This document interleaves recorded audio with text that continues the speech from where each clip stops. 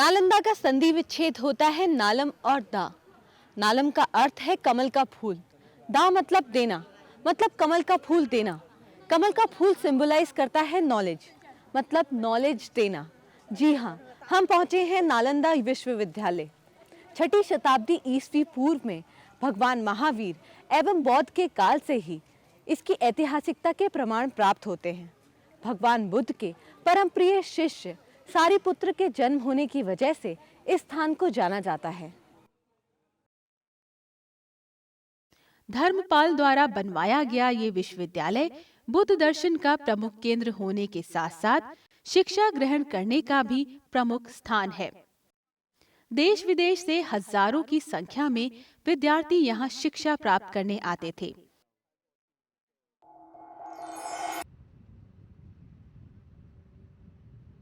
नालंदा से मात्र 11 किलोमीटर दूर स्थित है बुद्ध की कर्मनगरी राजगीर।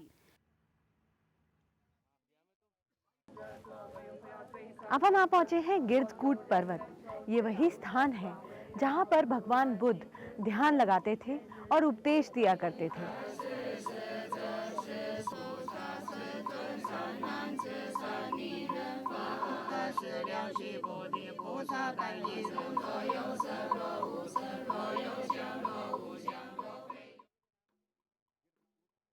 चारों तरफ खूबसूरत पहाड़ियों से घिरे इस शहर में गौतम बुद्ध ने अपने जीवन के महत्वपूर्ण 12 साल गुजारे थे।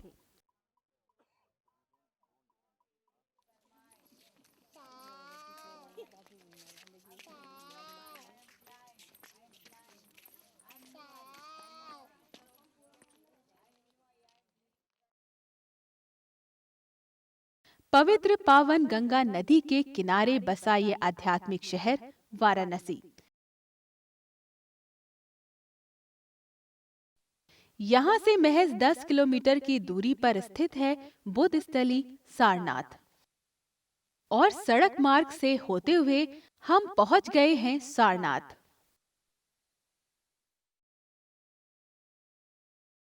सारनाथ वही जगह है जहाँ अपने ज्ञान प्राप्ति के बाद भगवान बुद्ध ने सबसे पहला उपदेश दिया था।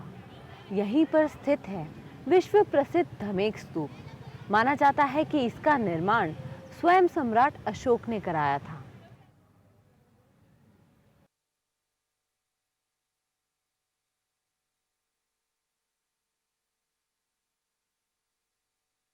सम्राट अशोक द्वारा बनवाया गया ये है धमेक स्तूप।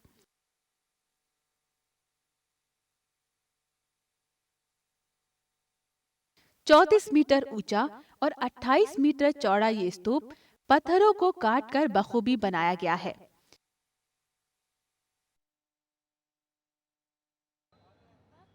सारनाथ के दर्शन कर हम वापस आ पहुंचे हैं वाराणसी। नगर भ्रमण के बाद अब हम शामिल होने जा रहे हैं दशाश्वमेध घाट की आरती में।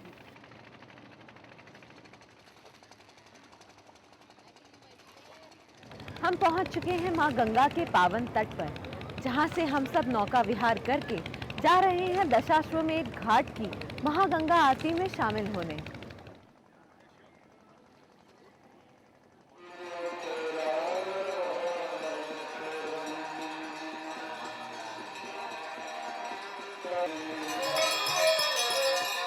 प्रज्वलित रोशनी और घंटियों की गूंज सारे वातावरण में भक्ति का संचार कर रही है।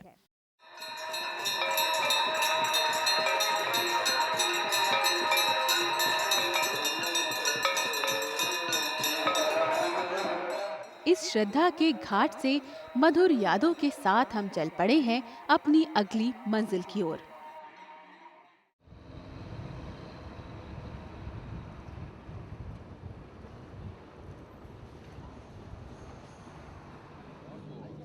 गोरखपुर से लगभग 50 किलोमीटर की दूरी पर स्थित है महात्मा बुद्ध की निर्वाण स्थली कुशीनगर। कुशीनगर भगवान बुद्ध की मृत्यु से जुड़ा है। ये जगह उत्तर प्रदेश के पूर्वी भाग में स्थित है। कहते हैं कि इसी जगह पर भगवान बुद्ध ने अपनी अंतिम सांसें ली थी और इसी घटना को महापरिनिर्वाण कहा जाता है। 80 साल तक सांसारिक जीवन जीने के बाद सिद्धार्थ ने इसी स्थान पर जन्म मरण के बंधनों से मुक्त होकर मोक्ष प्राप्त किया था।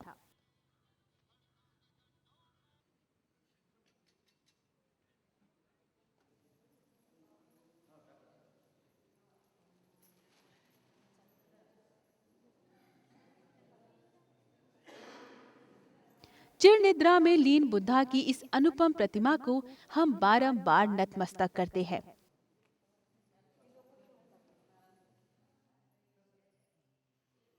इस परिनिर्वाण स्तूप के अंदर सिर्फ मन ही नहीं, आत्मा तक तृप्त हो जाती है।